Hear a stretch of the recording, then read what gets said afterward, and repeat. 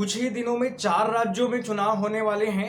अभी आप देखेंगे तो हरियाणा और जम्मू कश्मीर के विधानसभा चुनाव का ऐलान हो चुका है और उसके पश्चात झारखंड और महाराष्ट्र में भी चुनाव होने हैं। और इस बीच जो बीजेपी का गठबंधन है एनडीए, उसमें कुछ दरारें आपको उभरती हुई दिखाई दे रही होगी। मैं ऐसा इसलिए कह रहा हूं क्योंकि आप देखते हैं लोकसभा चुनाव परिणाम आने के बाद 240 सीटों में बीजेपी सिमट गई और कुछ पार्टियों को आपस में लेकर के सत्ता में एक बार फिर से काबिज हो गई। और उनके एनडीए गठबंधन में चिराग पासवान जैसे नेता भी शामिल हैं, जिनको लोकसभा की 5 सीटें प्राप्त हुई और उनके समर्थन से भी बीजेपी वर्तमान में एनडीए की सरकार में जो है सरकार चला रही है। लेकिन इस बीच आप देखेंगे तो सभी पार्टियों की अलग अलग विचारधारा है। बीजेपी की अपनी एक अलग विचारधारा है, कांग्रेस पार्टी की अपनी अलग विचारधारा, इसी प्रकार से सभी पार्टियों की अपनी अपनी अलग विचारधारा है। और जब विचारधाराओं का टकराव होता है तो गठबंधन को चलाना एक बहुत ही दुष्कर कार्य होता है, मुश्किल कार्य होता है। और इस बीच आप देखेंगे चिराग पासवान जैसे जो नेता हैं एनडीए गठबंधन में,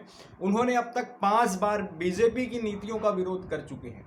यानी कि 5 बार बीजेपी के उनके अपनी नीतियों का उन्होंने विरोध किया है।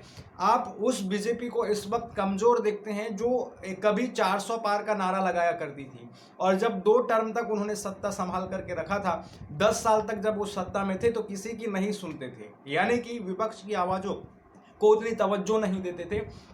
और आज वही बीजेपी जो है अपने एलायंस की बातों पर झुक रही है, आज अपने ही गठबंधन के साथियों के साथ जो है हाँ में हाँ मिला करके चल रही है। उनकी अपनी एक मजबूरी बन चुकी है गठबंधन को साथ लेकर के चलना। तो क्या इस बीच जो चुनाव होने वाले हैं झारखंड में, जम्मू कश्मीर में, उन चुनावों को जो लेकर के कयास लगाया जा रहा है कि चिराग पासवान की अपनी अलग नीति चल रही है, उन सभी जो राज्य मतलब उन जो राज्यों में चुनाव होने वाले हैं वहां पर वो अपने प्रत्याशी खड़े करने वाले हैं। अगर एनडीए गठबंधन के साथ उनकी बात नहीं बनती है तो वो मतलब स्वयं से ही वहां पर स्वतंत्र रूप से चुनाव लड़ेंगे अपनी पार्टी के साथ, ऐसा उन्होंने कुछ बातें कही हैं। उसके पहले मैं आपको बताता हूं कि चिराग पासवान ने कब कब बीजेपी की नीतियों का विरोध किया है। तो सबसे पहला आप देखते हैं सुप्रीम कोर्ट के फैसले का विरोध चिराग पासवान ने किया था। अगस्त की शुरुआत से चिराग पासवान ने केंद्र सरकार से अपना अलग स्टैंड रखा। इसकी शुरुआत सुप्रीम कोर्ट के एक फैसले से हुई। कोर्ट की ओर से कहा गया कि एससी और एसटी कैटेगरी में राज्य सरकारें कोटा के भीतर कोटा बना सकती है। इसको आप समझ लीजिएगा। अभी हाल ही में सुप्रीम कोर्ट ने कहा था कि एससी एसटी में कोटा के भीतर कोटा होनी चाहिए, आरक्षण में कोटा के भीतर कोटा होनी चाहिए। ध्यान दीजिएगा, यहाँ पर क्रीमी लेयर की बात नहीं हुई थी। क्रीमी लेयर मलाईदार परत होता है, यानी कि एक वर्ग को आरक्षण के दायरे से बाहर कर देना। उनकी अगर एक लिमिट होती है इनकम की, उसको अगर वो पार कर जाते हैं तो उनको जो है आरक्षण के लाभ से वंचित कर दिया जाता है। लेकिन इसमें ऐसी बात नहीं कही गई थी। हाँ, क्रीमी लेयर पर विचार विमर्श करने की बात सुप्रीम कोर्ट ने कही थी एससी एसटी वर्ग में, और उन्होंने ये भी कहा कि राज्य सरकारें अब एससी एसटी के लिए कोटा के भीतर कोटा निर्धारित कर सकती है। मतलब एससी एसटी को जो अभी आरक्षण प्राप्त हुआ है उसमें उस आरक्षण का कुछ हिस्सा उन पिछड़ी जातियों के लिए निर्धारित किया जा सकता था जो अत्यंत पिछड़ी हैं एससी एसटी में। यानी कि जो अत्यंत एससी एसटी में पिछड़ी हुई जातियां हैं उनका चिन्हांकन करके, उनकी पहचान करके उनके लिए उनके ही आरक्षण में अलग से प्रावधान किया जाना चाहिए। ऐसी बात सुप्रीम कोर्ट ने कही थी, जिसको लेकर कि चिराग पासवान ने विरोध किया, विपक्ष के सभी पार्टियों ने इसका विरोध किया। यहां तक कि एससी एसटी वर्ग के लोगों में भी इसको लेकर के नाराजगी देखने को मिली और 21 अगस्त को उन्होंने पूरे भारत बंद का आह्वान किया और भारत बंद रखा गया था।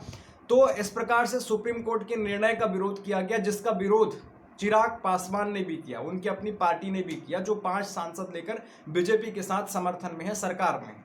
और फिर बीजेपी जो हर वक्त बीजेपी के ऊपर ये आरोप लगता है कि वो आरक्षण विरोधी है और वो आरक्षण को खत्म करना चाहती है। एससी एसटी में आरक्षण जो है उसमें क्रीमी लेयर लागू करना चाहती है, वर्गीकरण करना चाहती है। ऐसे आरोपों से जो बीजेपी हमेशा घिरी रहती है उसको भी झुकना पड़ा और ये कहना पड़ा कि सुप्रीम कोर्ट के निर्देशों का हम पालन नहीं करेंगे, हम एससी एसटी में उपवर्गीकरण नहीं करेंगे। अंततः बीजेपी को झुकना पड़ा।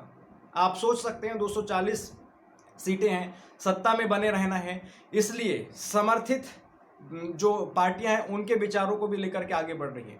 अन्यथा आप अनुमान लगाइए पिछले 10 साल में अगर ये बात सुप्रीम कोर्ट ने कही होती, पिछले सालों में कही होती, तो बीजेपी इस प्रकार से झुकती हुई नजर नहीं आती। और अगर 400 पार सीटें अगर वो ला लेती तो SC/ST में उपवर्गीकरण कर चुकी होती, बीजेपी उसके लिए आगे बढ़ चुकी होती, किसी की यहाँ पर नहीं सुन रही होती। इसके पश्चात दूसरा आप देखिएगा, जब चिराग पासवान ने विरोध किया था, वक्फ बोर्ड बिल को JPC में भेजने की मांग की थी। केंद्र सरकार की तरफ से लोकसभा में वक्फ बोर्ड संशोधन बिल पेश किया गया। विपक्ष की सभी पार्टियों ने सदन में सरकार के इस कदम का विरोध किया था। चिराग पासवान ने भी इस मामले पर विपक्ष के सुर में सुर मिलाए थे। यानी कि वक्फ बोर्ड में संशोधन करने के लिए जो बिल लाया गया था उसको JPC में भेजने की मांग चिराग पासवान जैसे नेताओं ने, और इस बिल का भी विरोध जो है इन नेताओं ने और विपक्षियों ने किया था।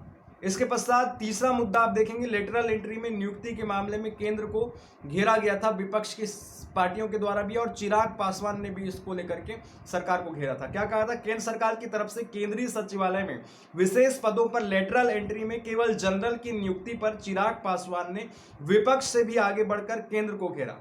उन्होंने कहा, प्राइवेट सेक्टर में आरक्षण की व्यवस्था नहीं है, सरकारी क्षेत्र में किसी तरह की नियुक्ति हो उसमें आरक्षण की व्यवस्था होनी चाहिए, नहीं तो आरक्षण की व्यवस्था को घात लगेगी। ऐसी बात चिराग पासवान ने कही।